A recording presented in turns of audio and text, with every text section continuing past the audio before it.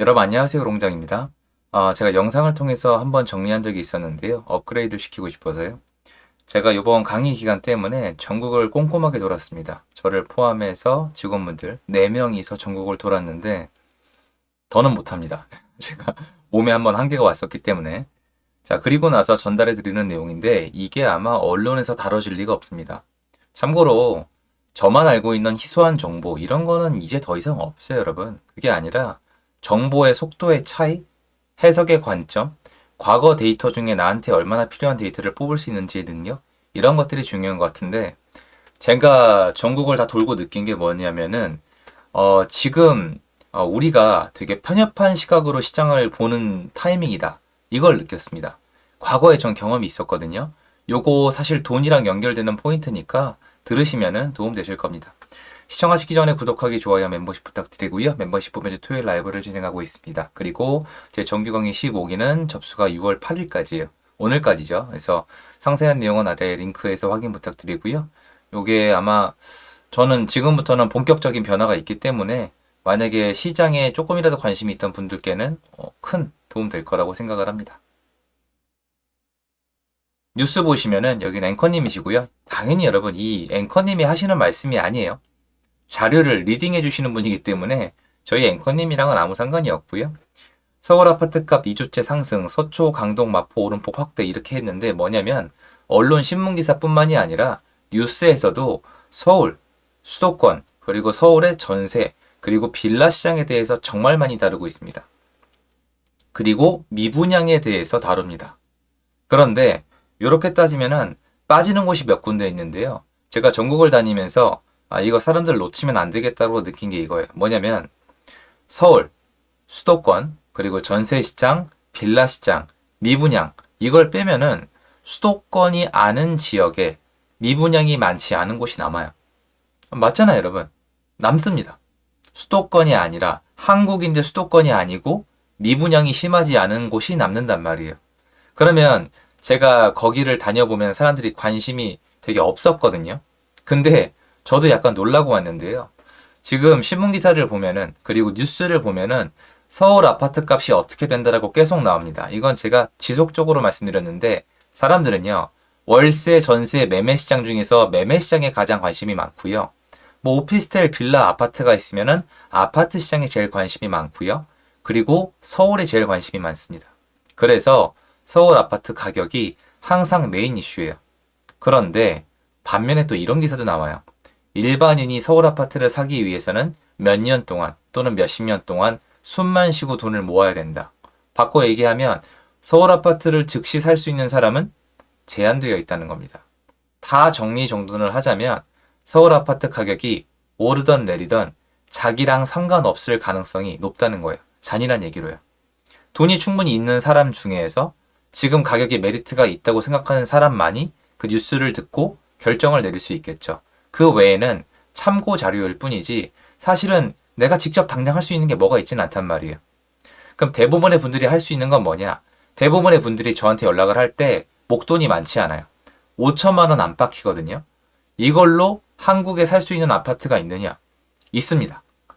그런데 그 지역은 사람들이 관심이 없다 보니까 공부하기도 애매하고 본인도 정작 그 돈을 가지고서 그 생각을 안 해요. 그래서 5천만 원 안팎을 갖고 있는 분들이 많이 하는 게 비트코인이랑 주식이에요. 실력이 좋거나 운이 따라줘서 돈을 버시는 분들도 전 꽤 많이 봤습니다. 굉장히 부러운 마음들 들던데 저는 그 능력이 없거든요. 그러면 서울 말고 어디를 봐야 될까요? 당장에 여러분이 봤을 때 경기도랑 인천 얘기 많이 안 나오죠. 인천은 사람들이 지금 어떻게 생각하고 있냐면 공급이 너무 많아서 허덕이고 있다고 생각을 하시거든요. 아닙니다. 근데 또 제가 아니라고 얘기하면 폭등하고 있다, 오르고 있다 이 두 개로만 나누시는데 간단히 생각을 해봐요. 어떤 사람이 100m를 달리는데 10초 안에 끊어요. 10초 안에 끊으면 솔직히 운동선수 그 이상이거든요. 엄청난 거예요. 근데 어떤 사람이 100m를 25초에 끊었어요. 못 끊었잖아요. 맞죠? 그런데 알고 보니까 20kg 쌀가마니를 쥐고 뛴 거예요. 그럼 얘기가 달라져요. 빠른지 느린지 모르겠지만 산정이 다시 돼야 된다고요.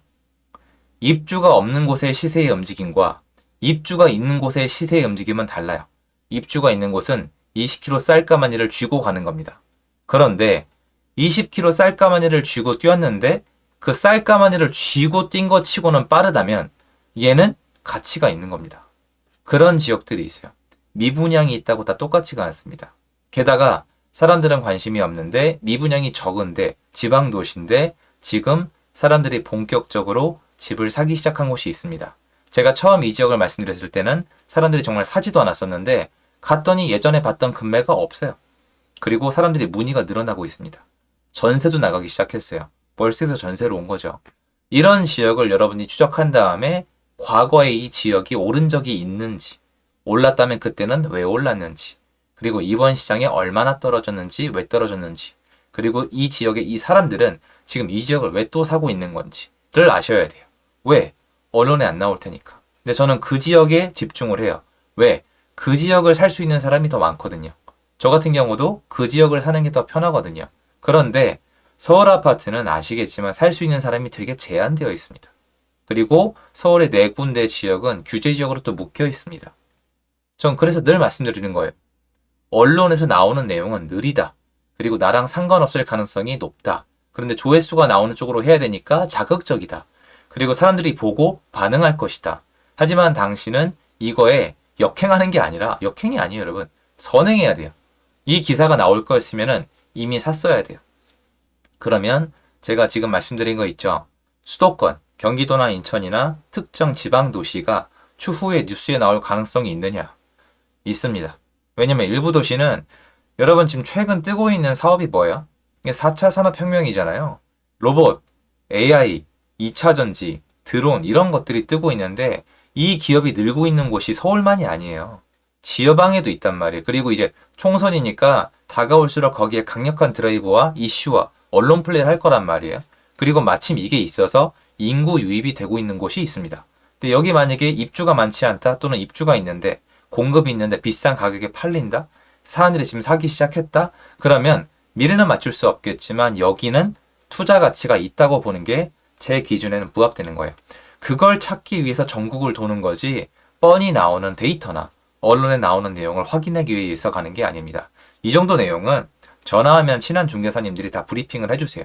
그래서 부동산 투자는 주식이랑 달라요. 주식은 돈이 없으면 없는 대로 적게 사면 돼요.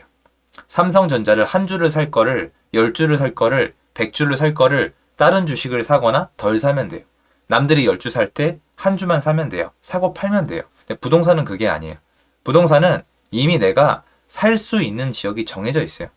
살 수 없는 지역은 내가 돈을 모으고 있고 자산이 쌓이고 있다면 미리 공부했다가 기다렸다 사면 돼요. 이건 맞는데 내가 지금 가진 자산으로 투자를 해보거나 뭔가 공부를 직접 해보고 싶다면은 내가 살 수 있는 지역의 흐름을 읽어내야 됩니다. 그런데 아쉽게도 대부분의 젊은 분들이 가지고 있는 자금은 언론에서 다루지 않고 있는 곳에 집중이 될 때가 많습니다. 그래서 저는 늘 구축 아파트를 먼저 관심을 가지라고 말씀을 드리거든요. 수요가 제일 많고 엑시트가 잘 되니까 저한테 한동안 오피스텔, 생수, 그리고 기타 주거 형태의 시설, 근린까지 포함해서 정말 많은 문의가 있었고 저는 안 한다고 말씀을 드렸어요. 경매를 통해서는 아니고서는. 왜냐면 예전에 매도가 안 돼서 정말 고생한 적이 많거든요. 그래서 마지막 꿀팁이자면 여러분이 만약에 보고 있는 것이 이미 저를 떠나서 보고 있는 곳이 그런 곳들이라면 일단 이건 무조건 체크하셔야 돼요. 나중에 팔릴 것인가? 과거에 이 상품이 팔린 적이 있는가?